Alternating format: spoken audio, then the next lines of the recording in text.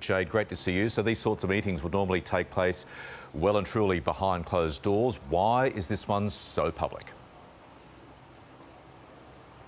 Well, they say that they're taking this extraordinary step because of what they call the unprecedented scale of the threat that they're facing from what they say is China's widespread economic espionage. The Five Eyes network includes Australia, the US, the UK, Canada and New Zealand. They're gathering here in California's Silicon Valley to send a message to business and tech leaders in their countries to take this issue seriously.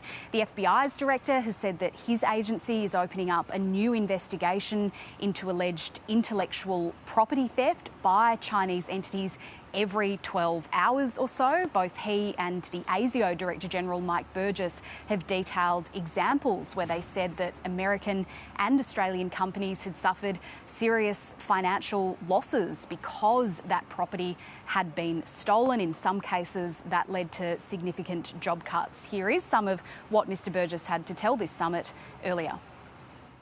I recognise up front that all nations spy. All nations seek secrets and all nations seek strategic advantage. But the behaviour we're talking about here goes well beyond traditional espionage.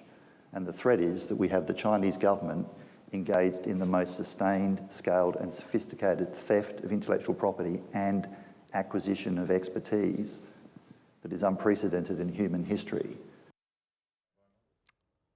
Strong words indeed there from the ASIO boss. So Jade, how are they likely to be received by China?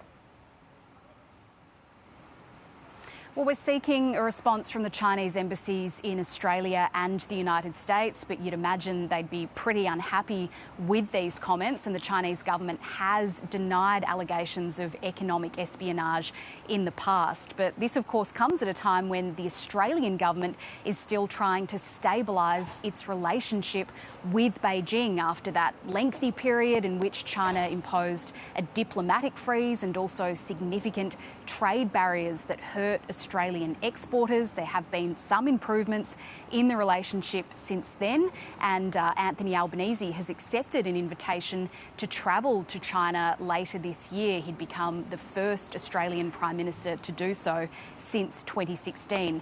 I asked Mike Burgess whether there was any concern that these comments today could affect those efforts to improve those ties. He said that he wouldn't normally name individual countries when it comes to these sorts of discussions, but he argued the scale of what China was doing meant that he had to, in his view, call it out.